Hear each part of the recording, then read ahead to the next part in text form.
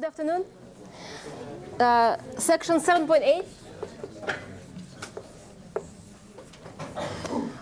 Indeterminate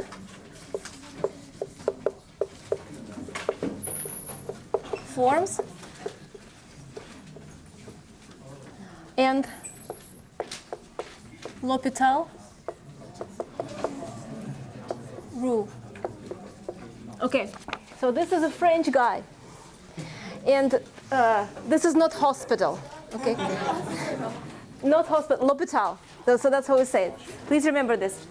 No hospitals. So to motivate, I will start with the following function.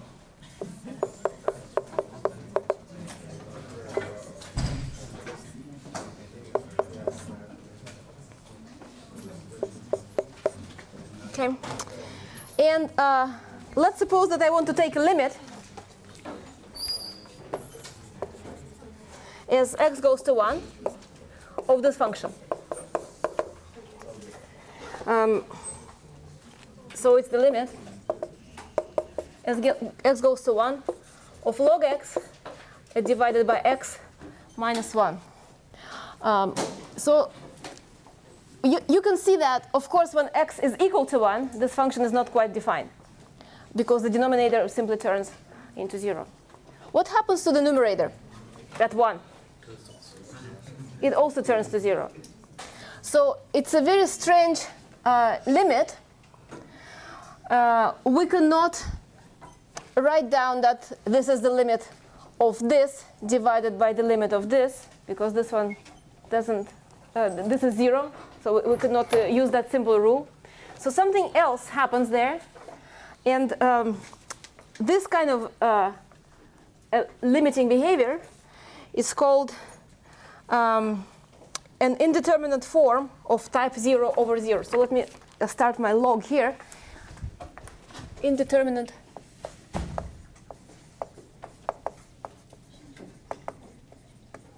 forms. So this is an indeterminate fraction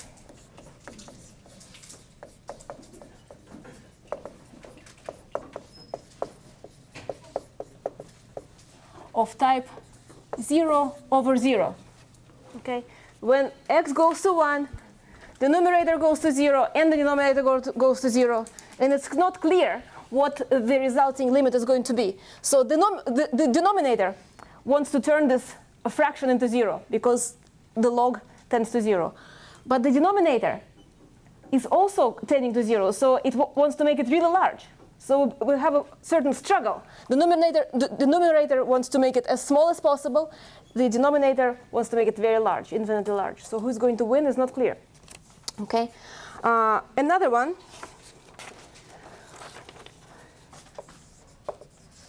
We're going to look at the same function, actually, but we take x to infinity.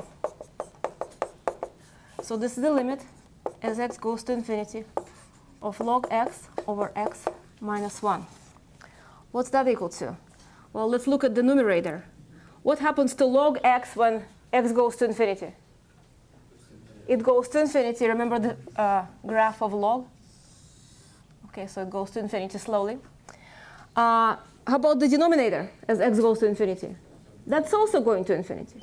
So as x increases, the numerator increases, wanting to make this fraction very large. The denominator also increases, trying to make it really small. Who is going to win is not clear. So here we have an indeterminate fraction of type infinity over infinity. I'm going to put it here. Special fractions like this require special treatment. Okay? In order to evaluate these limits, there is a method called L'Hopital rule. Okay? That we're going to learn now. So let's first put down the theorem. Suppose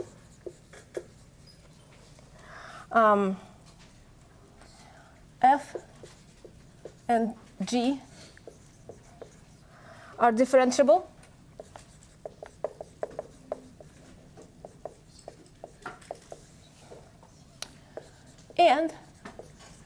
g prime of x is not 0 on an interval I. Okay? That on an open interval I that contains A. So we are going to look at the following limits. Let's suppose that as x goes to A, so A is some number, okay, on our interval. Let's suppose that this function goes to 0, and the second function, g of x, also goes to 0. Or, okay, the limit of x is plus minus infinity, and the limit of g is also plus minus infinity. Okay? So this one gives me 0 over 0. This gives me infinity over infinity indeterminate form. Then we have a simple and very useful rule to evaluate the limit as x goes to A. So we form the fraction of f and g. Okay? And in one case, in the case outlined in the first line, we get 0 over 0. In the case outlined on the bottom line, we have infinity over infinity. The way to deal with this is the same. This is the same as the limit as x goes to A of the two derivatives. Okay? So if we don't know how to evaluate the original limit, we take the derivative of both the numerator and the denominator, and that gives us the correct value for the limit. First, I'll give you some examples, and then I'll explain why and how this works. Okay? So the first example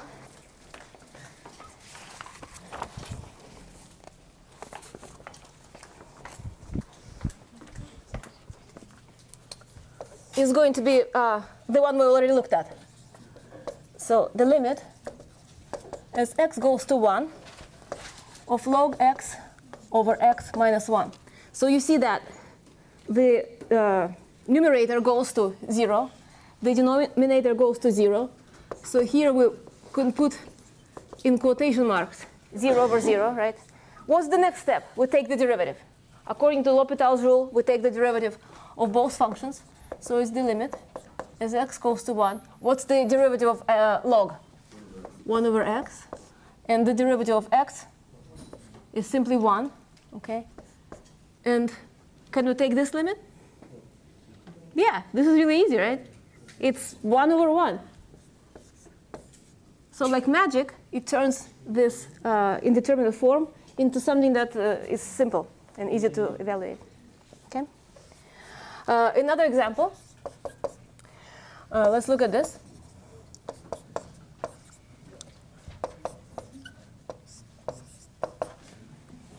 X cubed over e to the x. Why does this belong to the class of indeterminate fractions? When x goes to infinity, the numerator tends to infinity. It grows indefinitely. And the denominator also does the same. We have to determine which one approaches infinity faster. This is the one that's going to win. Okay? So what we need to do is to take the derivative. So the derivative of the numerator is 3x squared, and the exponent stays the same. Okay, now what? The limit of the numerator is infinity. The limit of the denominator is also infinity. So we're again facing an indeterminate fraction. But you see it's a little better because the power has gone down. So let's keep doing it. This is the limit as x goes to infinity of 6x over e to the x. Another indeterminate form. But this one contains only the first power of x. So only one more step separates us from the answer. So we have 6 over e to the x. Is this an indeterminate form? No, because the numerator is 6. It's a constant. It doesn't go to infinity. The numerator goes to infinity. So what's the answer? 0. Okay. So this indeterminate form, here the numerator wins. Why does it win? Could we tell right from the start? So see, on the top we have a power function. At the bottom we have an exponent. Which one grows faster? The exponent. The exponent grows faster than any power. Okay. So it forces the whole fraction to go to 0. Okay. Questions? Let's look at this limit of log x over square root of x. Okay. So the numerator is infinite. The denominator is infinite. So here we can put infinity over infinity and take the limit. So 1 over x, and we have to differentiate square root. Okay. So now, if we don't do anything else, we see, oh, this goes to 0, and this goes to 0, and so we have another indeterminate form. But in fact, we don't have to do this, because at this stage, we can simplify by turning this thing over. Okay? So let's just rewrite it without further differentiation. Okay? This gives me 2 square root of x divided by x. And we can simplify further. 2 over square root of x. What's the answer? 0, because it's 2 over square root of x. X goes to infinity. The answer is again 0. Okay. Next one. The limit is x goes to 0. Am I going too fast? No. Tangent of not this one. Sine x minus x over x squared. Okay. All my examples, most of my examples are different from the textbook, so you have twice as many. At the numerator, we have 0 minus 0, so that's 0. Denominator gives me 0, so we have 0 over 0 here. We take the derivative. So when we differentiate the sign, we get cosine minus 1. And here we have 2x. Now we look at this one. As x goes to 0, cosine goes to 1. So we still have 0 in the numerator, and we still have 0 in the denominator. Do it again. Again, 0 is 0. So limit as x goes to 0 minus sine x over 2. What's the answer? Now it's 0. It stops being an indeterminate form at some point, and we can simply evaluate the answer. Okay, let's do some more. By the way, let me. I'll break this down a little bit. I want to show you why it works. Okay, why does this magic work? So the full proof of L'Hopital's rule is not easy. It's especially hard in the second case, infinity over infinity. And it's slightly easier for 0 over 0, but I won't even do that. I'll just show you a specific, simpler instantiation of this proof. So suppose that f of a and g of a is equal to 0. Okay? F prime and g prime are continuous.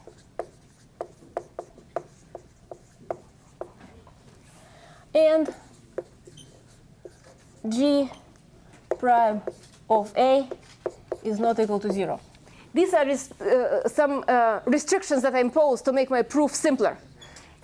Many of them break down. Like, for instance, here. So this is f. This is g. When we differentiated g, we got 2x. That's 0. So this proof would not hold for this particular example, but it holds for many more. Okay? So we want to show that the limit f over g is equal to the limit of the derivatives.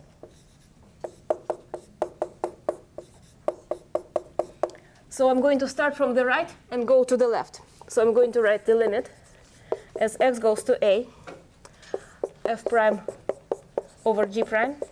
Okay. Now we can remember the definition of derivatives. X goes to a, f of x minus f of a, x minus a. That's the derivative of f evaluated at a. Now here, the derivative of g evaluated at a. These are definitions of the derivative. So we have, oh, I'm sorry, I forgot to put here a limit as, no, it's okay. Everything's good.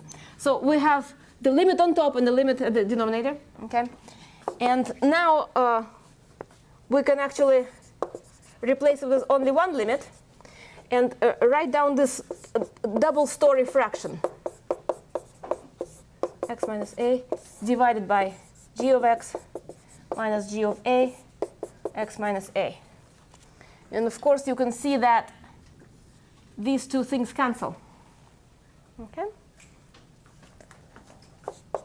So I have the limit as x goes to a, f of x minus f of a, g of x minus g of a. Now we go back and we see that we assume that both f and g were 0 at a. So this simplifies even further. This is 0, and we have limit f of x over g of x. So I proved exactly what I wanted. I went from here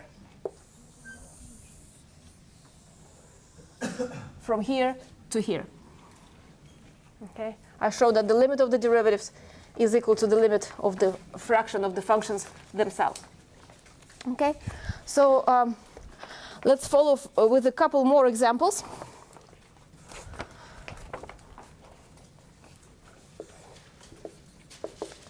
Let's look at the limit of tangent 3x over x. So a trigonometric limit. This is 0 over 0 because the tangent of 0 is 0 and x also is 0. So we take the limit. What's the limit of the tangent? It's 3 divided by cos squared 3x.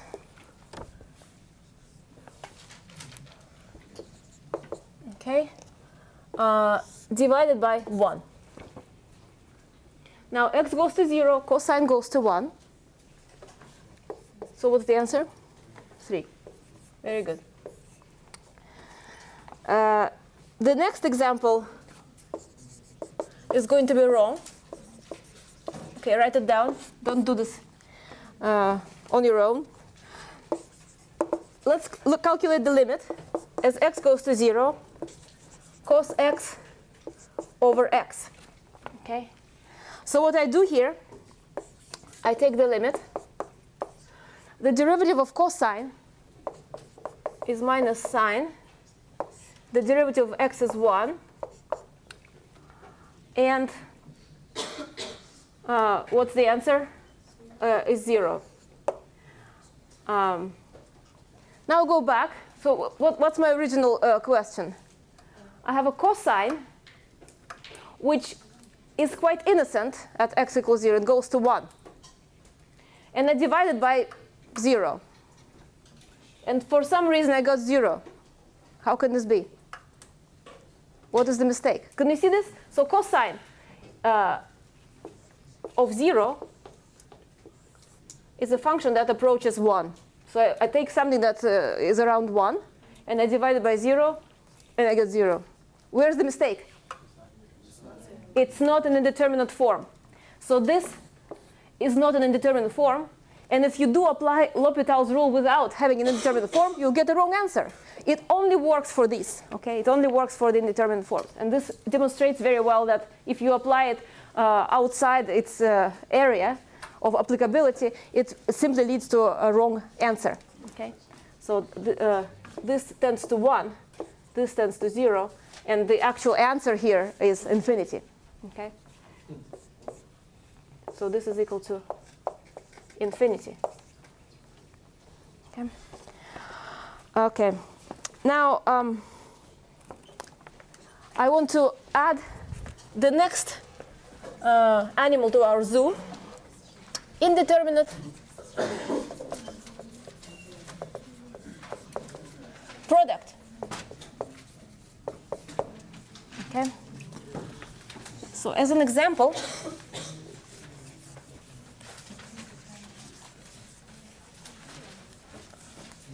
let me show you the following. Limit as x goes to 0 plus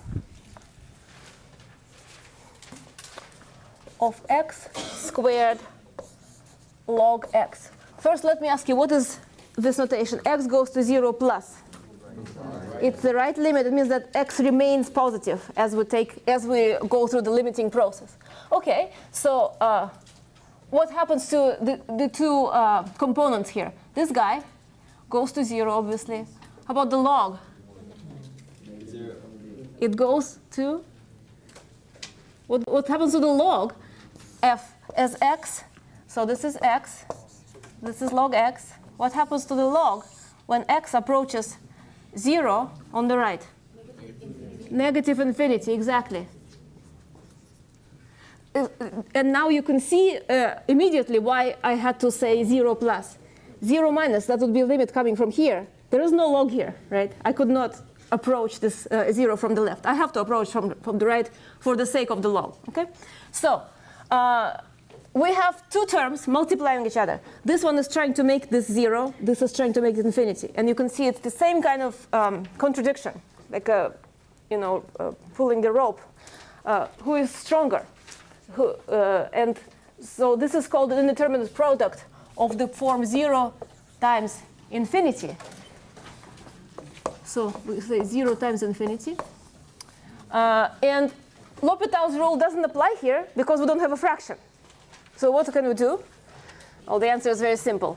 Any product can be turned into a fraction by only one, in one line. So let's consider x squared log x.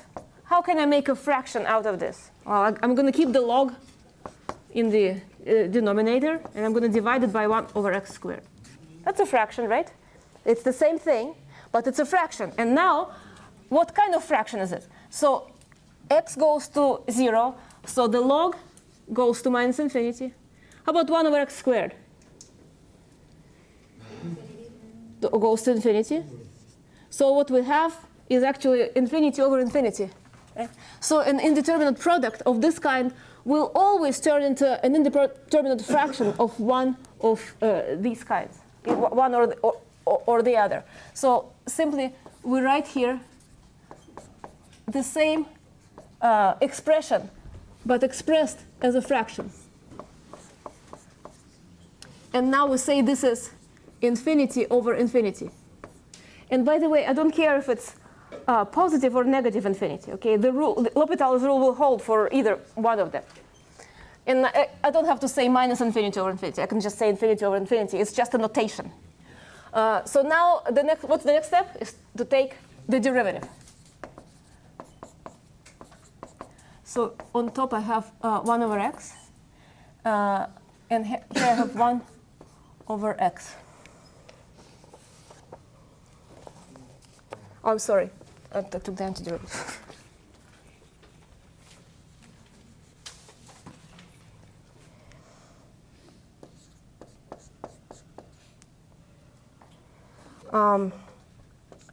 So as before, we already had an example like this. We don't continue with L'Hopital's rule. We just simplify, right? At this stage, it doesn't make sense to consider this in a determinate form. It only gets worse if we continue to differentiate. Imagine differentiating this and this. That would become 1 over x squared. That would become 1 over x fourth. And this would be like a runaway process. So instead of that, we simplify. We say that this is the limit of 1 over x minus 2 x cubed, right? Simplify some more. Minus 1/2 x squared, and that's 0. Okay. Question? Where did you get the negative 2 under 1 over x? This is a derivative of this. And so that's 1 over x negative 2?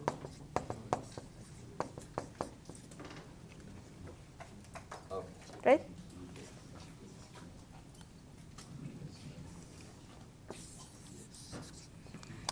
Okay. Very good. So next, we are going to plot some function by using L'Hopital's rule. Okay. How can it help us visualize functions?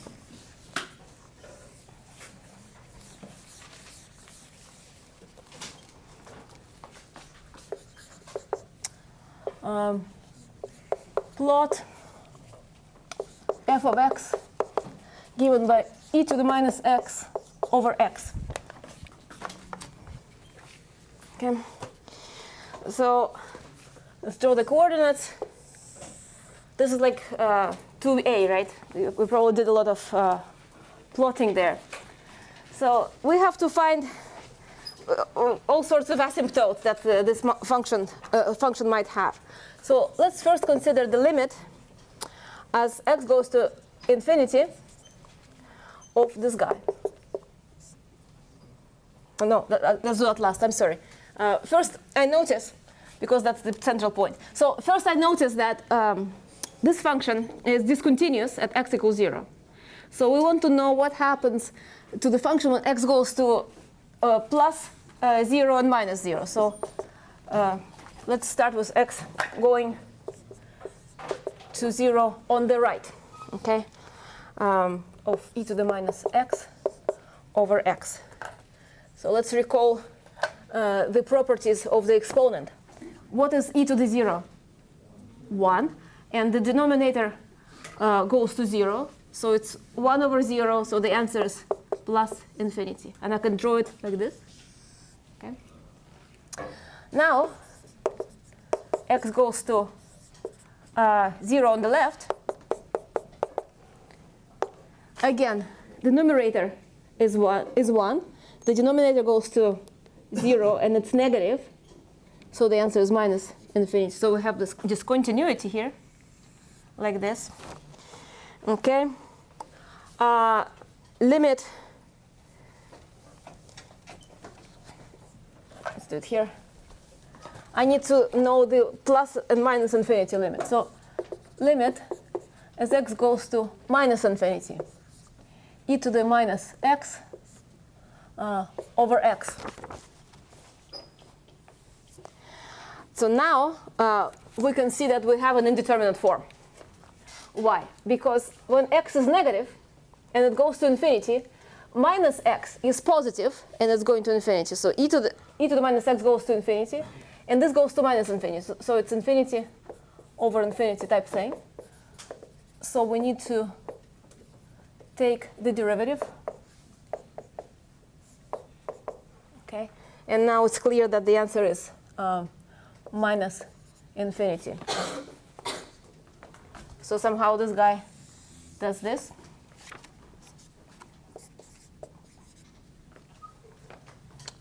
And finally, we do the limit as x goes to plus infinity of the same thing. So what happens here? As x goes to plus infinity, what happens to the exponent? 0. It's a negative exponent, right? The negative exponent looks like this. It goes to 0 as x goes to infinity. So this is 0, and so we have 0 over infinity. That's not an indeterminate form. For sure, it's 0. So we have this the horizontal asymptote of this graph is 0. Okay, so in this graph we had to take 4 limits, and only one of them actually turned out to be an indeterminate form, which required the use of the L'Hopital's rule. Okay, very good. Next, we go to the third animal. This is called indeterminate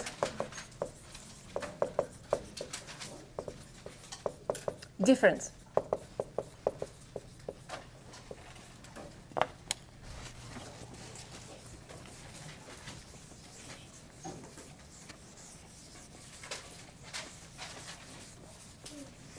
And here's my example. So the limit as x goes to 0 plus of 1 over sine x minus cotangent x. Okay. So first of all, do you remember what cotangent is? It's a cosine over sine x. So when x goes to 0 on the right, this guy stays 1, this is 0, so we have plus goes to plus infinity. Okay. How about this term? As x goes to 0, sine goes to 0. 1 over sine goes to plus infinity also. So we have a really, really large number, and we subtract another really, really large number. They're so large, they're infinite. Okay, so we cannot tell. Maybe there are different types of infinity, and if we don't know which one is bigger. Okay, so this is the nature of indeterminate differences, and they always have the form infinity minus infinity. Okay, it may turn out to be a finite number, or it could be 0, or it could be minus infinity or plus infinity. Anything is possible here. And for all of these and more, the only rule, the only method really, is somehow to turn it into an indeterminate fraction. Because for indeterminate fractions, we have L'Hopital's rule. Nothing else works. So we have to use tricks to turn whatever we have in indeterminate form into an indeterminate fraction. So in this case, and it's probably, this is the hardest to give you a definite algorithm for. Each one of them is different. Somehow we just have to manipulate what you have to manipulate this difference to turn it into a fraction. Okay, so in this case, what can we do? We rewrite it in terms of cosine and sine. Okay. And now, of course, we can see that sine appears in both terms as a denominator. So we have a limit of 1 minus cos x over sine x. So we got it to be a fraction. X goes to 0. So cosine goes to 1. 1 minus 1 is 0. And the sine is 0. So this is good. We got this difference. We rewrote it in terms of indeterminate fraction. And now it's L'Hopital. So we have the limit of sine x over cosine x, okay, by taking the derivative, and this is 0. So it's quite interesting because we take a really, really large number, subtract another really, really large number from it, and they turn out to be exactly the same, although they are not, right? So, and the last type of indeterminate forms is called an indeterminate power. And there are 3 types of these, okay? 0 to 0, infinity to 0, and 1 to infinity. Okay. So why are these indeterminate forms? Let's think about the first one.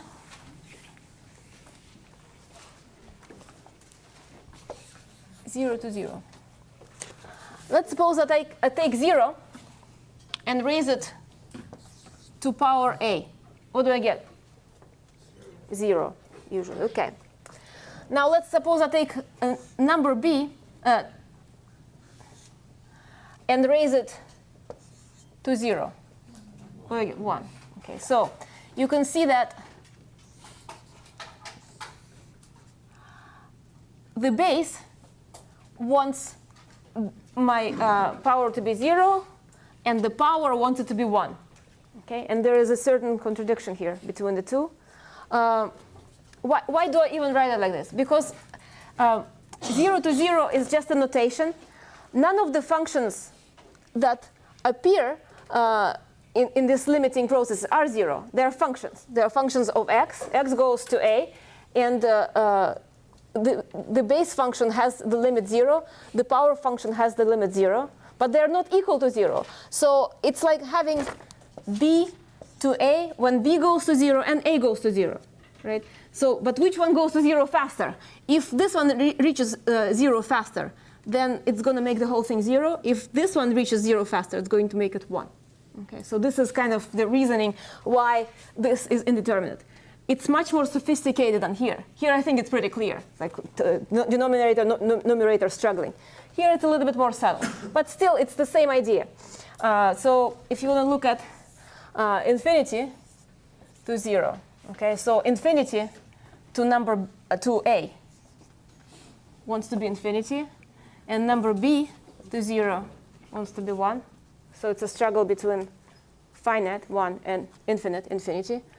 And the last one is 1 to infinity. So what's 1 to any power?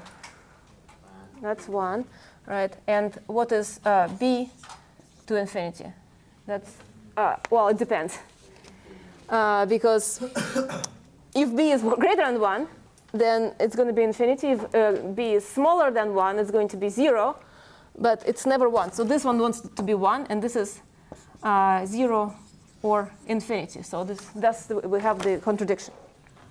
Okay, fine. So let's look at some examples of this.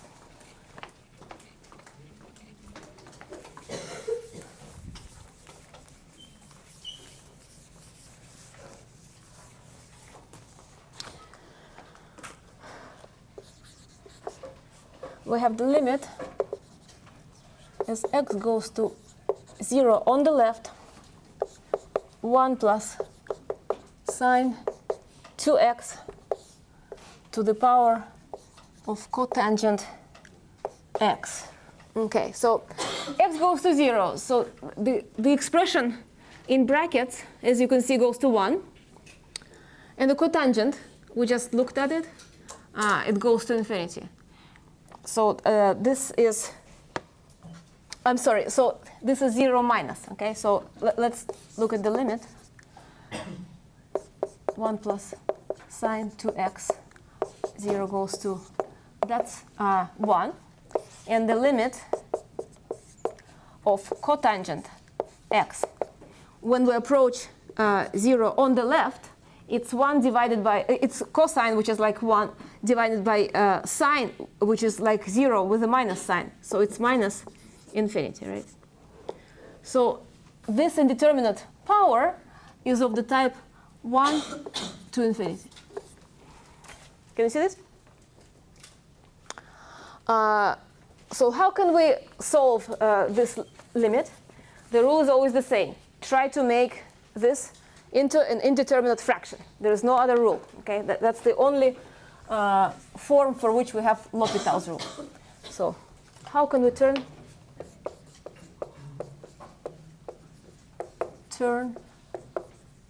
this into an indeterminate fraction? So there is a method, fortunately, to do this.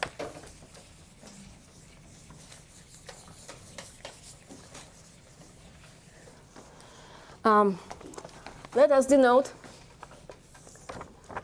the method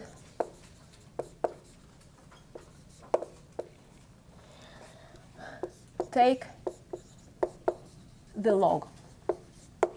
Okay, so let's denote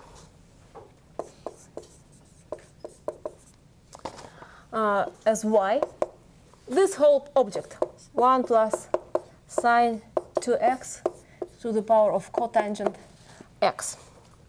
And then take log of y. So this is the log of 1 plus sine 2x to the power of cotangent x. Do you remember what happens to the power when we take the log? The power goes here, right?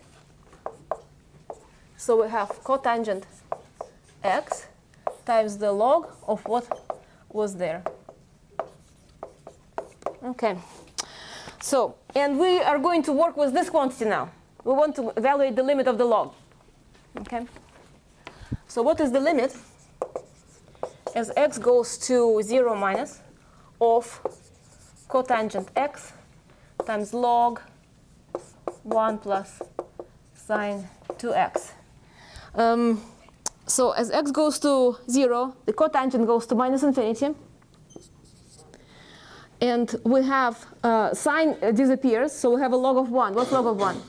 0. So we actually have an indeterminate product.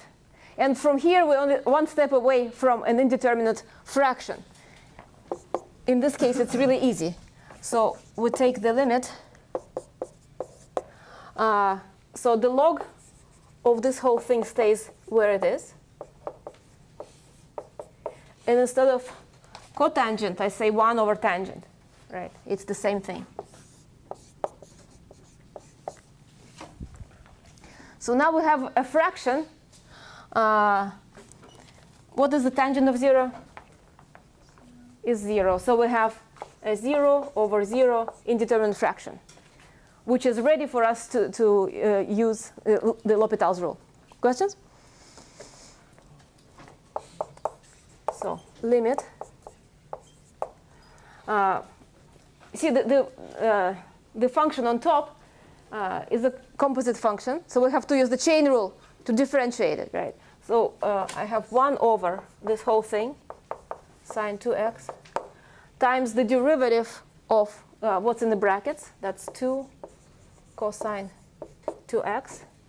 And in the denominator, I have to differentiate the tangent. I have 1 over cos squared x. OK. So let's simplify this.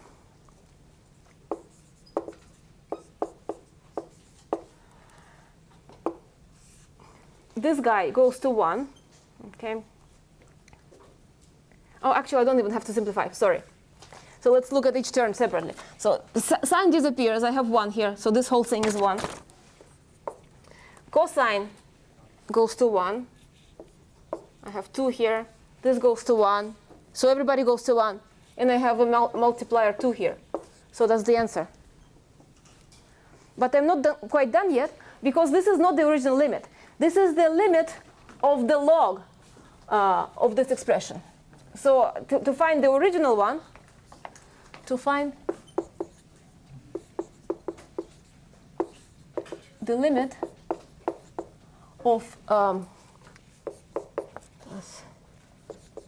sine 2x cot x, we use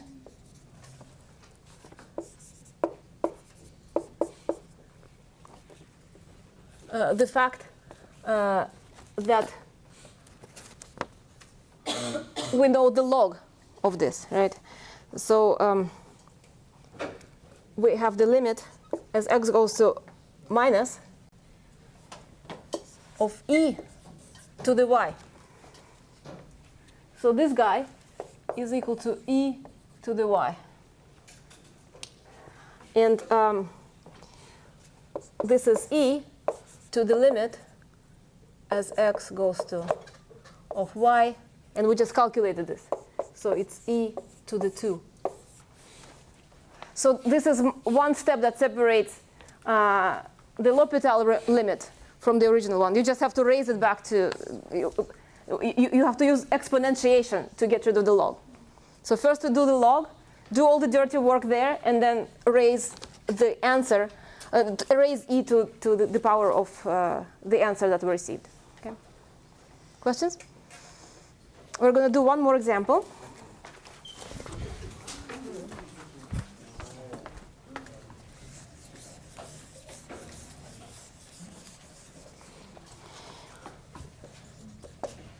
So what's the limit as x goes to 0 plus of x to the 5x? So x goes to 0, and so does 5x.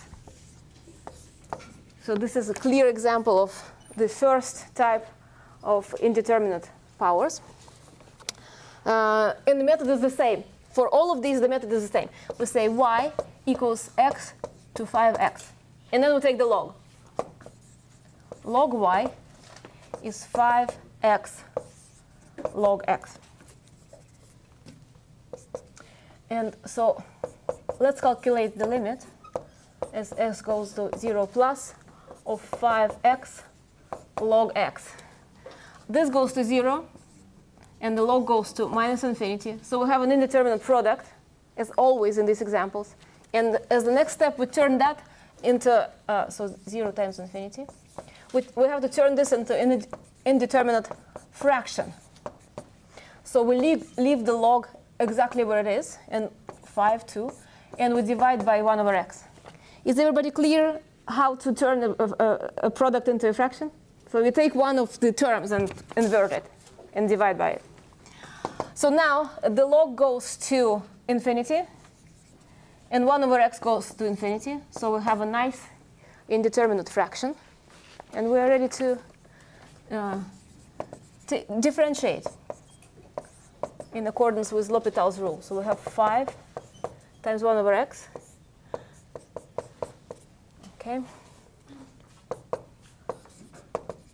And next we invert. And this gives me the answer of 0. But this is not the final answer yet. This is the limit of log of y. Okay, so the limit at x goes to 0 of y is the limit of e to the log of y. Okay, so it's e to the 0, which is 1. So who won? This guy won, right? This guy wants to make the power to 1. Thank you very much.